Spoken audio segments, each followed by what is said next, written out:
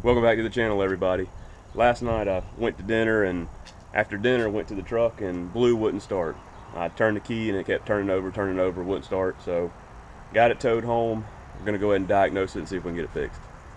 So Blue is my daily driver. It's a 2000 Dodge Dakota with a 4.7, has 230,000 miles on it, and in the 6 years I've had it, this is the first time it's broke down.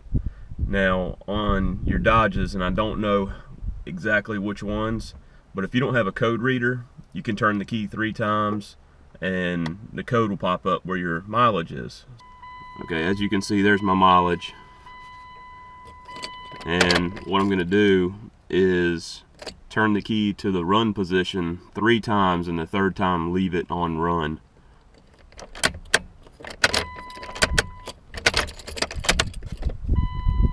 As you can see, we have a PO 340 code, and if there's any more it'll show, and it doesn't, so it says P done. So we have a PO 340 code, so let's find out what that is. Okay, so I did a P0 340 search on Google, and what it comes up with is a camshaft position sensor. And just for you guys not used to codes, it's P0 and not PO 340. Some people think it's 30. Okay, so now we know the code is for the camshaft position sensor. Now that could mean a wiring problem, the cam sensor itself, or the cam sensor ring that the cam sensor is reading, and also maybe a computer problem.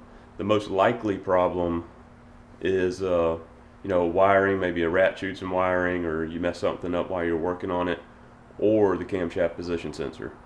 Since the sensor is so cheap, I went ahead and picked one up. It's $30, and while I'm in there, I'll look at all the wiring and everything, make sure the thing's good, and we'll also look at some other stuff just to make sure, but more than likely I think we're looking at a cam sensor. So like I said before, this is the 4.7 V8, and as you can see, I don't have the factory air cleaner on here anymore.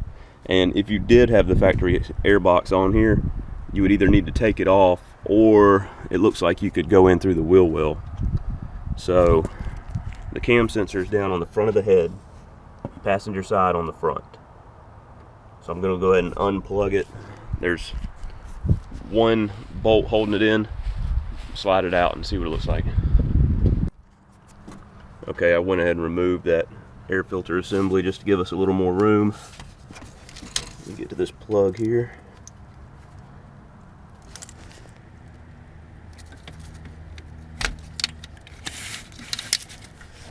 I'm just using a 10mm ratchet and wrench to get it off.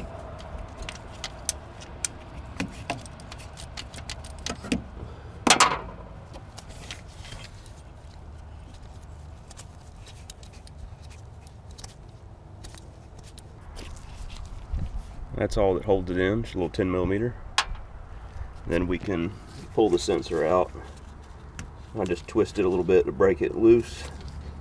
It should slide out. Yep. That's it.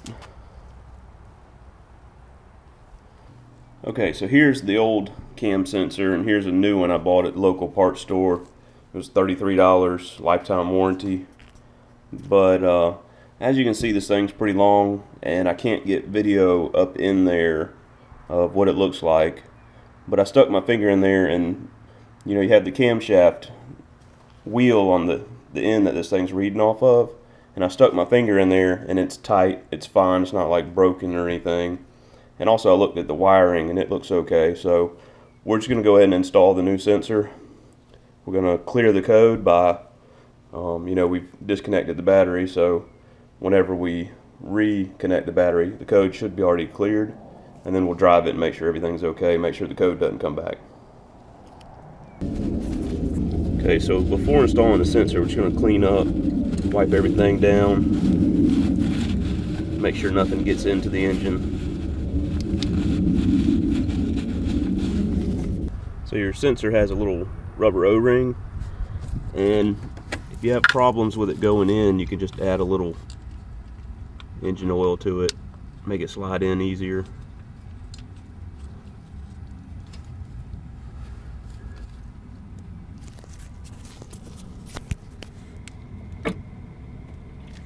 And ours went right in. Just gotta line up the bolt hole.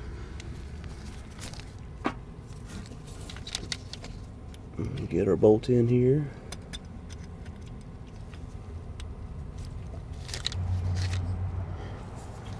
Okay, so we got the bolt started here. Tighten it up.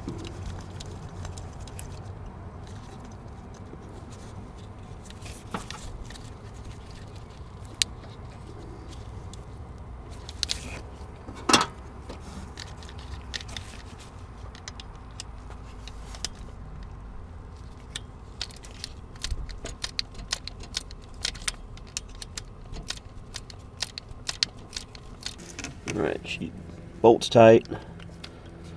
Just gotta put our plug back on here. Make sure it clicks so it's locked in.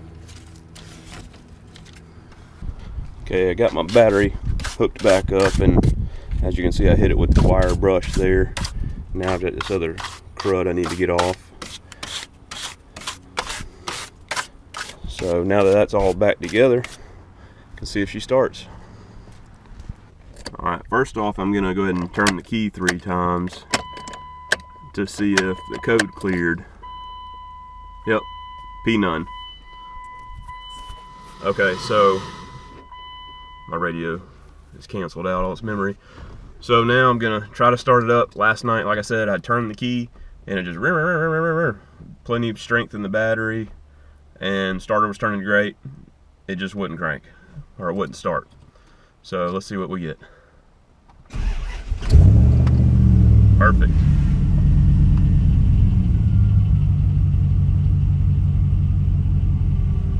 Alright, all the gauges look good. Seems to have fixed the problem. Like I said, last night it wouldn't start. But it takes a few cycles to see if the check engine light will come on. Usually 2 cycles of cold to hot, and you'll see if your check engine light comes back on. But since it starts, I think we fixed the problem. I don't think there's going to be any other issues. So, hope this helped you out, guys. We'll see you next time.